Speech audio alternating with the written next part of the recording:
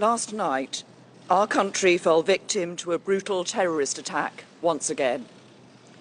As a result, I have just chaired a meeting of the Government's Emergency Committee, and I want to update you with the latest information about the attack. Shortly before 10:10 yesterday evening, the Metropolitan Police received reports that a white van had struck pedestrians on London Bridge. It continued to drive from London Bridge to Borough Market, where 3 terrorists left the van and attacked innocent and unarmed civilians with blades and knives. All 3 were wearing what appeared to be explosive vests, but the police have established that this clothing was fake and worn only to spread panic and fear. As so often in such serious situations, the police responded with great courage and great speed. Armed officers from the Metropolitan Police and the City of London Police arrived at Borough Market within moments and shot and killed the 3 suspects.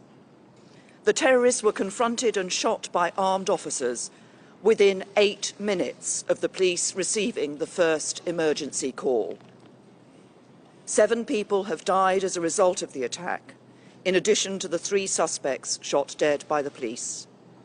48 people are being treated in several hospitals across London. Many have life-threatening conditions. On behalf of the people of London and on behalf of the whole country, I want to thank and pay tribute to the professionalism and bravery of the police and the emergency services, and the courage of members of the public who defended themselves and others from the attackers. And our thoughts and prayers are with the victims and with their friends, families, and loved ones. This is, as we all know, the 3rd terrorist attack Britain has experienced in the last 3 months. In March, a similar attack took place just around the corner on Westminster Bridge. 2 weeks ago, the Manchester Arena was attacked by a suicide bomber. And now London has been struck once more. And at the same time, the security and intelligence agencies and police have disrupted 5 credible plots since the Westminster attack in March. In terms of their planning and execution, the recent attacks are not connected. But we believe we are experiencing a new trend in the threat we face, as terrorism breeds terrorism, and perpetrators are inspired to attack, not only on the basis of carefully constructed plots after years of planning and training, and not even as lone attackers radicalized online, but by copying one another and often using the crudest of means of attack. We cannot and must not pretend that things can continue as they are. Things need to change, and they need to change in 4 important ways. First, while the recent attacks are not connected by common networks, they are connected in one important sense.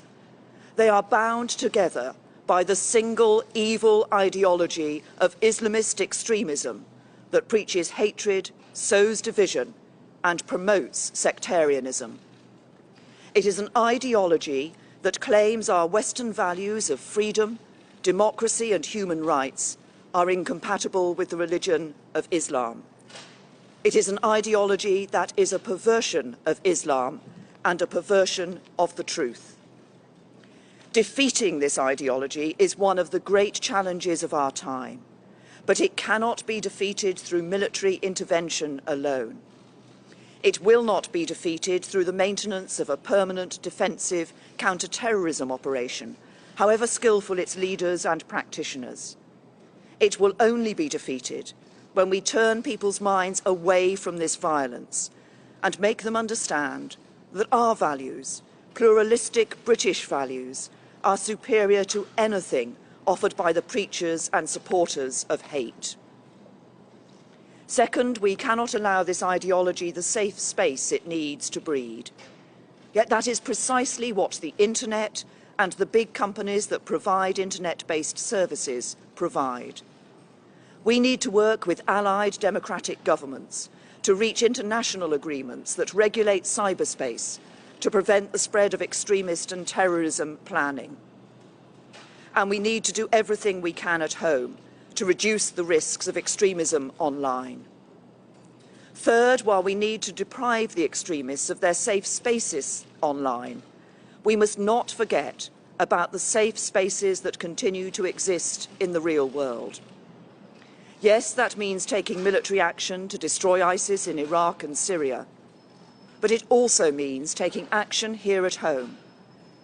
While we have made significant progress in recent years, there is, to be frank, far too much tolerance of extremism in our country.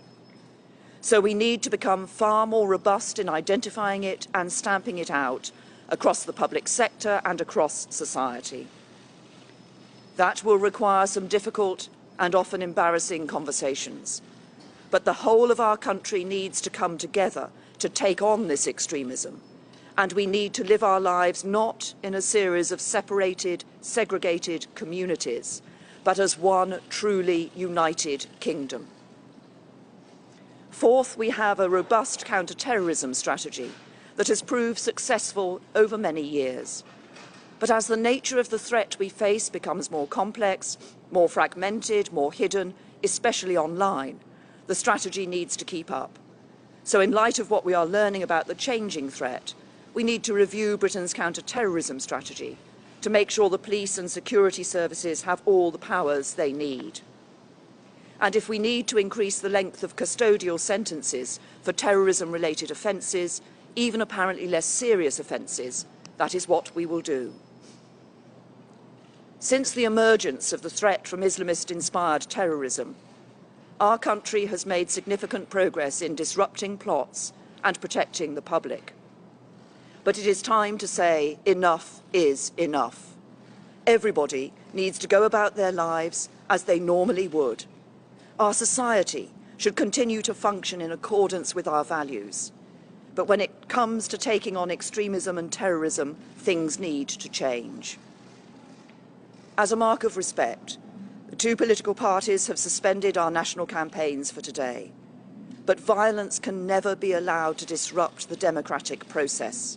So those campaigns will resume in full tomorrow. And the general election will go ahead, as planned, on Thursday.